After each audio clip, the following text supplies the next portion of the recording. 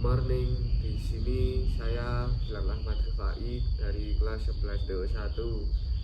Di sini saya akan mewawancarai tentang budaya yang masih dilestarikan di dusun kami.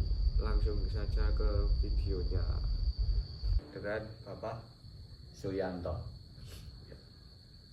Menurut Bapak, apa saja tradisi dan budaya lokal yang ada dan masih dilestarikan di lingkungan padukuhan ini?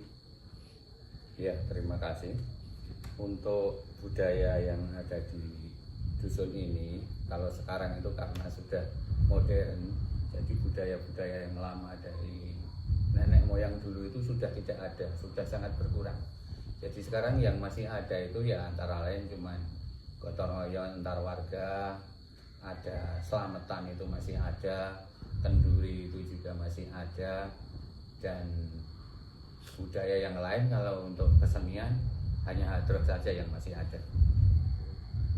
Menurut Bapak, bagaimana sejarah dan filosofi tradisi dan budaya lokal di lingkungan padukuhan ini?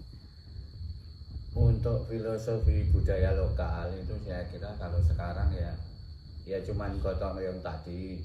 Kalau gotong royong tadi manfaatnya ya yang jelas untuk mempererat persaudaraan antar warga, itu saja saya kira yang ada di sini.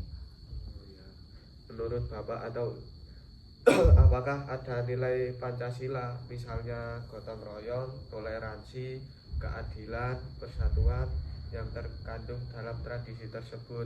Ya, tentu saja kalau dari nilai-nilai Pancasila itu jelas ada. Misal gotong royong itu yang jelas kita kan ada kekompakan, itu ada persatuan Indonesia, itu masuk dalam Pancasila juga.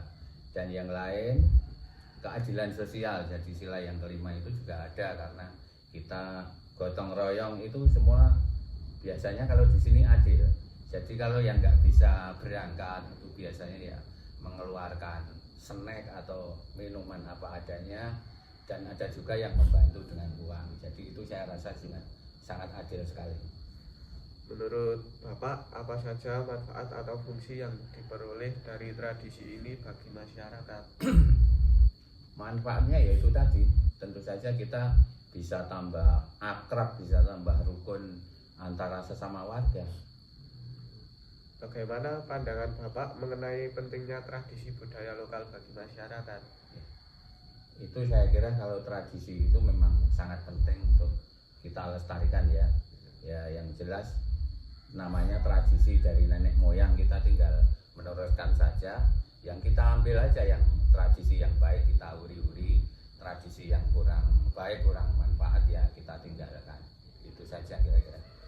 Menurut Bapak, bagaimana tradisi ini dapat membantu menanamkan nilai-nilai moral dan etika pada generasi muda? Untuk menanamkan moral saya kira ada ya itu tadi kita yang jelas apa ya, tradisi itu kita bisa tambah kompak itu saja. Coba kalau tidak ada tradisi kan kita jadinya hanya ketemu saja sama tetangga kan nggak pernah gitu loh ya. Jadi kurang bagus. Jadi dengan tradisi itu kalau dilestarikan manfaatnya sangat bagus sekali. Apa dampak yang Bapak rasakan dari upaya pelestarian budaya ini terhadap masyarakat, baik secara sisi sosial maupun ekonomi?